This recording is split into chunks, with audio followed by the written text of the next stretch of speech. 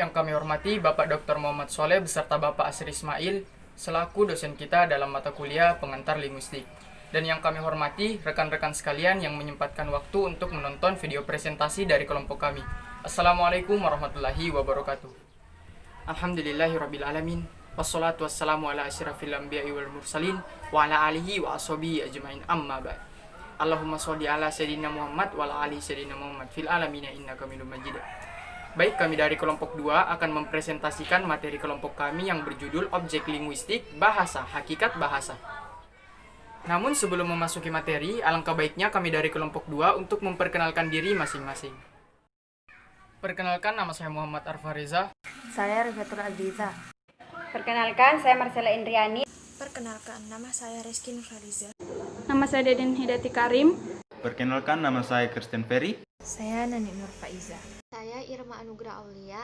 Perkenalkan, nama saya Nur Asia Asis.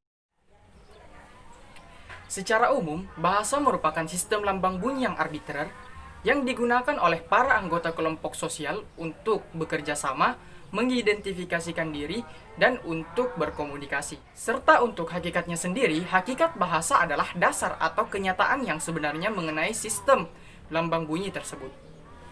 Nah teman-teman, setelah kita mengetahui apa itu bahasa dan apa hakikat dari bahasa, selanjutnya yang patut kita ketahui ialah sifat-sifat dari bahasa. Maka dari itu, teman-teman kelompok saya akan menjelaskan apa-apa saja yang menjadi sifat-sifat dari bahasa. Kepada teman-teman, saya persilahkan.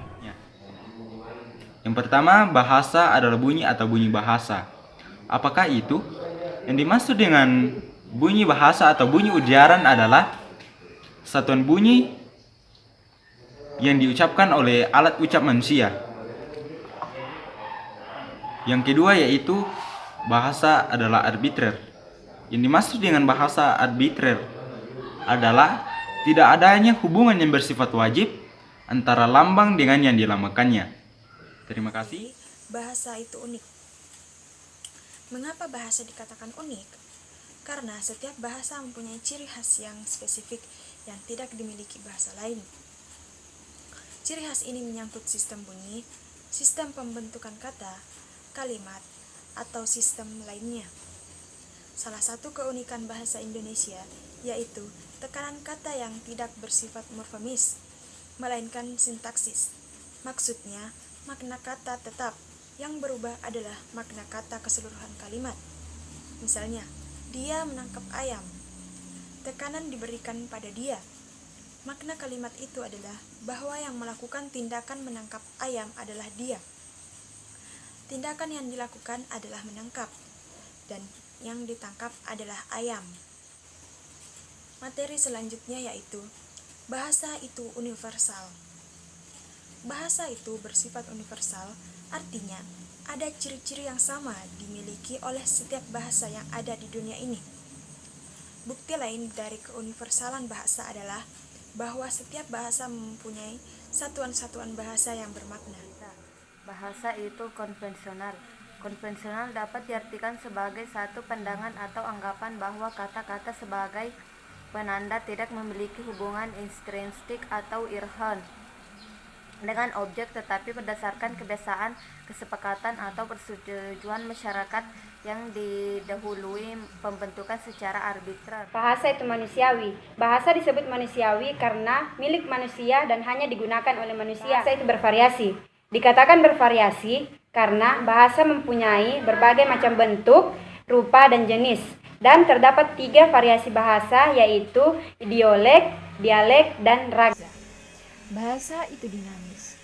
Bahasa dikatakan dinamis karena bahasa adalah salah satunya milik manusia yang tidak pernah lepas dari segala kegiatan dan juga gerak manusia sepanjang keberadaan manusia itu sebagai makhluk yang berbudaya dan juga bermasyarakat.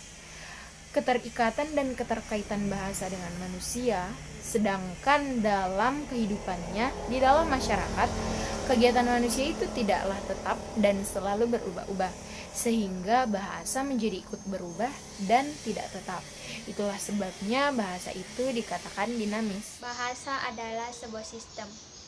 Sebuah sistem merupakan suatu susunan teratur, berpola, yang membentuk suatu keseluruhan yang bermakna atau berfungsi. Sebuah sistem terdiri dari unsur-unsur atau komponen-komponen yang secara teratur menurut pola tertentu dan membentuk satu kesatuan. Sebagai sebuah sistem, bahasa sekaligus bersifat sistematis dan sistemis.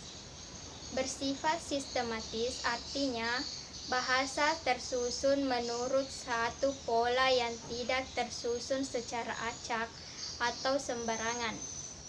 Sementara bersifat sistemis artinya bahasa itu bukan merupakan sistem tunggal, tetapi terdiri dari subsistem atau sistem bawahan, seperti subsistem fonologi, subsistem morfologi, subsistem sintaksis, dan subsistem semantik.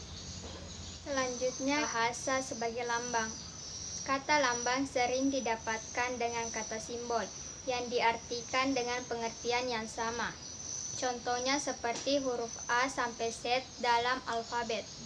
Dan lambang juga termasuk dalam bidang kajian ilmu semiotika atau semiologi. Dalam kehidupan, manusia selalu menggunakan lambang.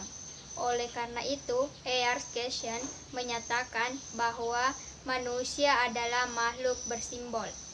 Hampir tidak ada kegiatan yang tidak terlepas dari lambang, termasuk alat komunikasi verbal yang disebut bahasa. Bahasa itu bersifat produktif. Jadi bahasa dikatakan produktif apabila unsur-unsur bahasa itu terbatas.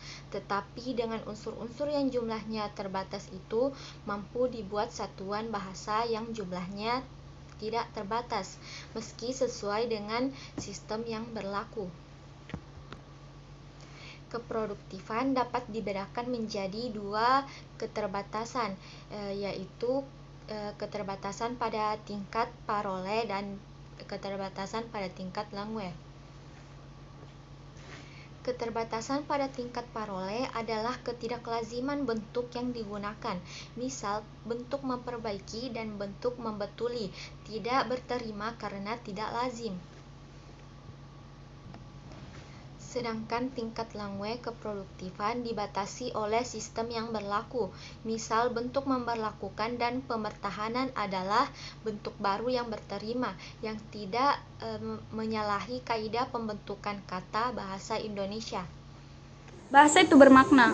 Lambang-lambang itu mengacu pada suatu konsep, ide, atau pikiran. Maka dapat dikatakan bahwa bahasa mempunyai makna dan berupa satuan-satuan bahasa yang berwujud morfem, kata, frase, klausa, kalimat, dan wacana.